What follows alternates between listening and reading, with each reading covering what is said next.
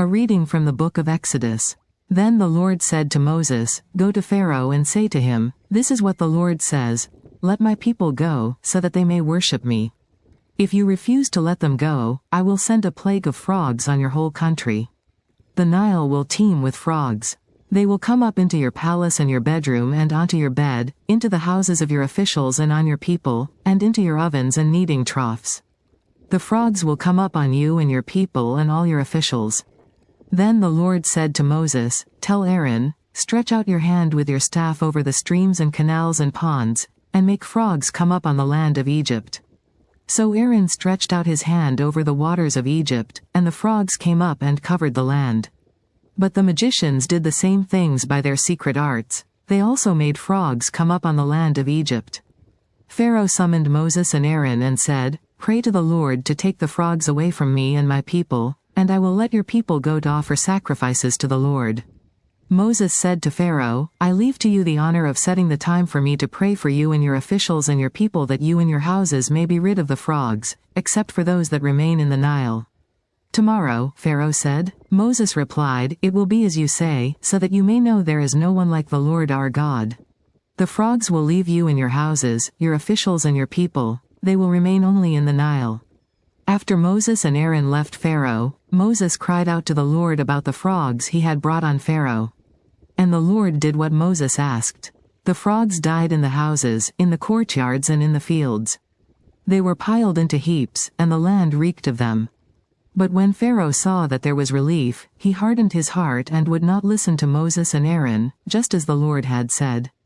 The plague of gnats. Then the Lord said to Moses, "Tell Aaron, stretch out your staff and strike the dust of the ground, and throughout the land of Egypt the dust will become gnats." They did this, and when Aaron stretched out his hand with the staff and struck the dust of the ground, gnats came on people and animals. All the dust throughout the land of Egypt became gnats. But when the magicians tried to produce gnats by their secret arts, they could not. Since the gnats were on people and animals everywhere. The magicians said to Pharaoh, "This is the finger of God." But Pharaoh's heart was hard and he would not listen, just as the Lord had said. The plague of flies. Then the Lord said to Moses, "Get up early in the morning and confront Pharaoh as he goes to the river and say to him, 'This is what the Lord says. Let my people go, so that they may worship me.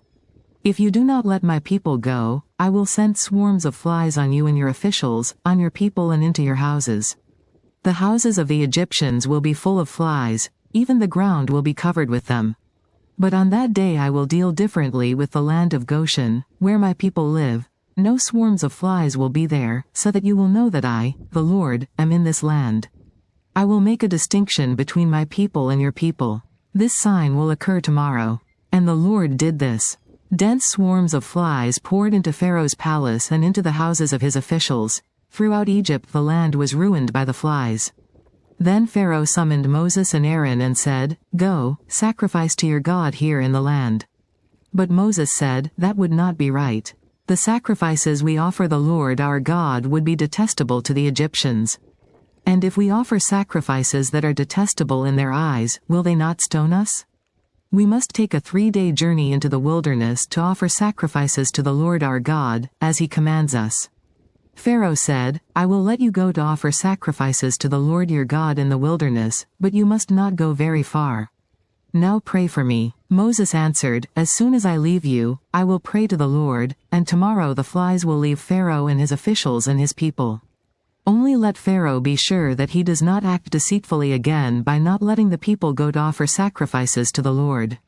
Then Moses left Pharaoh and prayed to the Lord. And the Lord did what Moses asked. The flies left Pharaoh and his officials and his people, not a fly remained. But this time also Pharaoh hardened his heart and would not let the people go. The word of the Lord.